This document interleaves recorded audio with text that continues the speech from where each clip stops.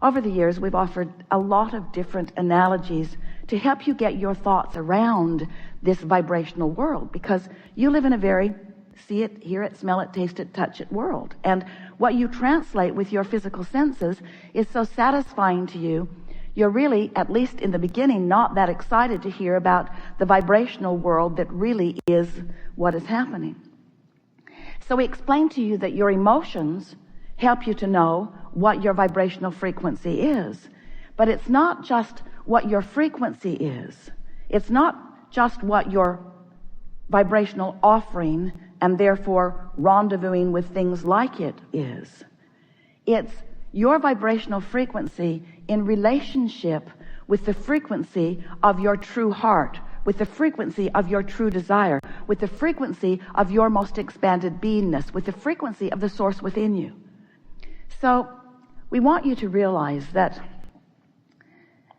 because of the frequency, the vibrational attitude, you could say, or mood of the source within you, when you feel anger towards someone, you launch a rocket of more love, because every subject is really two subjects, wanted and lack of it.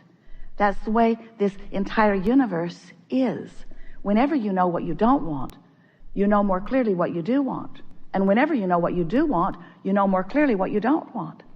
So what deliberate creation is identifying the difference between wanted and unwanted, and then focusing in the direction of wanted. That really is the simplest example of what deliberate creating is. When you are in a moment of feeling passion, you are so in sync with that part of you that there is no vibrational gap. You are tuned in, tapped in, turned on to that source energy. And the whole of you is focused in this moment, having this conversation, having this experience. When you feel the emptiness of an emotion like anger or fear or depression, when you feel discouragement or even a lighter negative emotion like overwhelmment, those emotions indicate that you're not in perfect sync with who you are. There is a vibrational variance that you are translating through your emotional center. That's how you can most know the existence of that larger part of you, and you're in this moment vibrational relationship with that larger part of you. So we want you to know that once you accept that that part of you exists, and once you begin to pay attention to the way you feel, now you have deliberate creative control of your own experience. Now you can, we're not kidding you at all, now you can have deliberate control of your own experience. Emotion is the first indicator of what you're doing vibrationally, the first demonstration. Second is thoughts coming. Now, thoughts come before the emotion, but we want the emotion to be the first manifestation. Then a steady stream of thoughts will be your second indicator. And usually third on that list is nature will show up in your experience to accentuate the frequency of your being, and then other humans. You have an experience. The only thing that's odd about it is that experiences like that surprise you, like, oh, isn't this amazing? What's amazing to us is that you are not having more of those experiences all day, every day, where you are noting the correlation between something that you've done vibrationally and the universe's very deft, very deliberate hand at assisting you. When someone that you care about has made their transition, it is usually through that pathway that you allow yourself to then understand the interconnectedness, the eternalness of that which we all are. We want you to feel the deliciousness of that, but we also would like to put it into this. We just want to say, yeah, and, because there are hundreds of those, or maybe thousands of those sort of potential demonstrations for you all day, every day. When they come in that emphatic way, it gets your attention. But watch for them all day long. You know how you finish one another's sentences? Do you understand what the power of the mastermind is? When you come together with someone and you focus in some way with the purposeful intention of finding high-minded thoughts and high-flying vibrations, just the synergy of two of you accomplish that, and imagine what it is in a gathering like this. When just the synergy of two of you accomplish that, you open a passageway that allows infinite intelligence to flow to you and through you. We can't even find words to demonstrate. We just want to say that things like that are happening all day that you don't even know are happening. There are all kinds of rendezvous on your behalf, insightful things that are coming to you. Humans, we love you so much, you know what's coming next, are so often determined to carve out your own worthiness through your own discovering of things on your own, that you often close yourself off to the available assistance, as if the assistance somehow would neutralize your worthiness because someone else helps you with the idea. Oh, that was good. Where what you're really wanting to do is find ways to achieve vibrational alignment with a frequency that allows you to be open to that. And there is not anything that your dearly not ever departed like more than your conscious awareness of something that they are playfully in on like that. And we want to say to you, if things like that the crowd gasps, that's just amazing. You have no idea what's going on your behalf. Get tuned into this. And you won't really know until you have deliberately focused your thought and got enough momentum going deliberately that you now own the thought and what it means. Until you do that, you won't recognize the intertwining of the non-physical energies that are assisting you in so many ways. It's like until you ask a question, you don't have any relationship with the answer. But when you start deliberately flowing and deliberately thinking and deliberately conjuring and deliberately allowing and deliberately aligning, deliberately thinking, when you start scripting and writing and doing focus wheels about it, when you begin to make these thoughts your own, then when the rendezvous, when the convergence of other factors come into being. And we're not just talking about the convergence of your other physical friends. They're the hardest part. It's easy to converge with the non-physical likes of Augie. It's easy to converge with those pure positive energy beings when you're in a pure positive energy place. So think about the components. There you were, lovingly, it's been enough time that you weren't still suffering, lovingly contemplating the beingness and feeling appreciation of someone. But it's the setup that we love. In other words, that woman with that dog didn't just beam in from some other planet. There was a vibrational setup. There was a vortexual. It was spinning in the vortex. The cooperative components had already been assembled. Your impulse of when to go there, that's what was inspired. The feeling that you had to be there. And that was inspired from that broader perspective.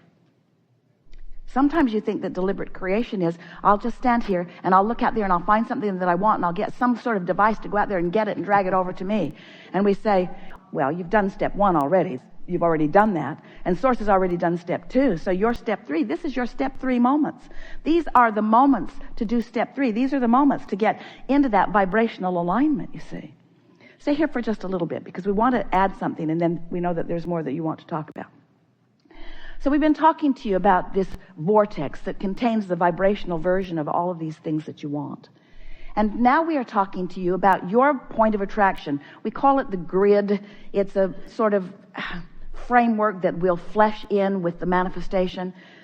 Haven't really found the perfect way to describe to you your point of attraction that will help you to get your thoughts around it. But your point of attraction, your beingness, your grid that will fill in with all of the other things is happening right now. So we've been describing this grid as a sort of spinning. Someone very close to Esther recently said, why does it spin? And we say, because it's easier to demonstrate the gathering of the cooperative components in this spinning momentum. So this disc is spinning, and the question is, what is the vibrational frequency of your point of attraction? And you can tell by the way you feel what it is. Are you on the ornery disc? Are you on the grieving disc? Are you on the high-flying disc? The appreciation disc? The love disc? In other words, there is this emotional scale, and what your mood is, you know what we mean by that. You know where you hang out.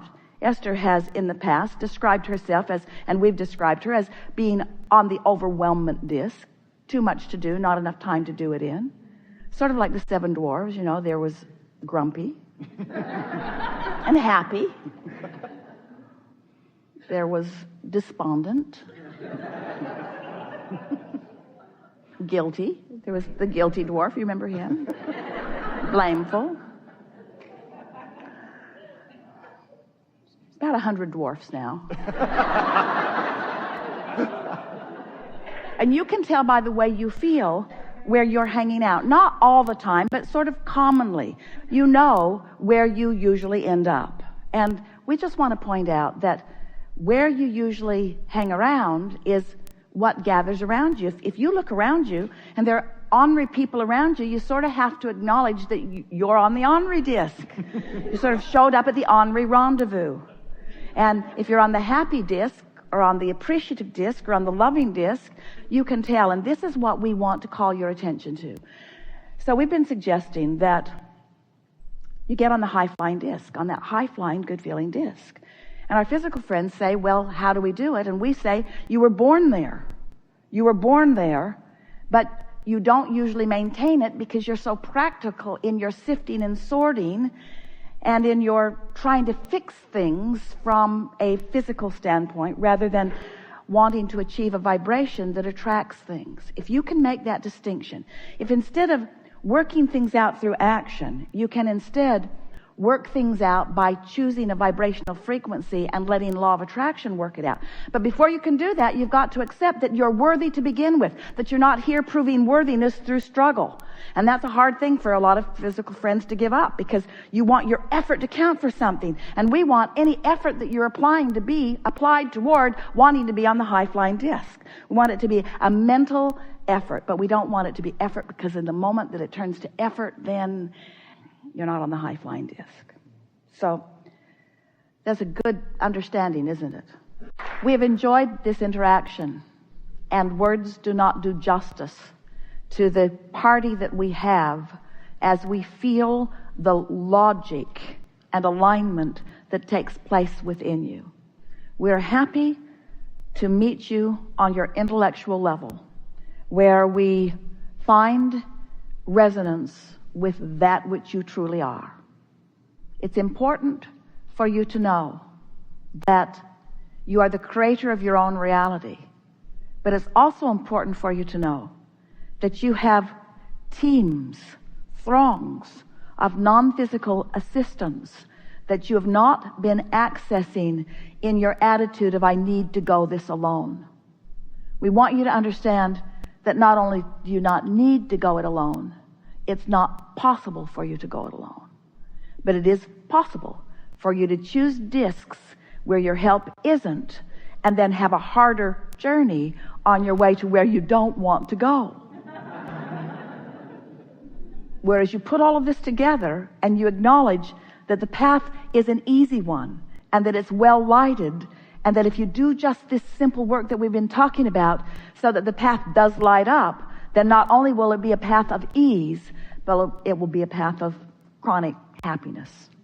And then you'll feel like that invincible being, where it feels like you're waving this magic wand and anything you point at will open for you. And those who are standing back watching you, who have not been privy to the vibrational exchange, who don't know that law of attraction is managing the universe, and who do not understand that they are emitting a vibration that is being responded to, they will watch you in amazement, and they will call you things like lucky.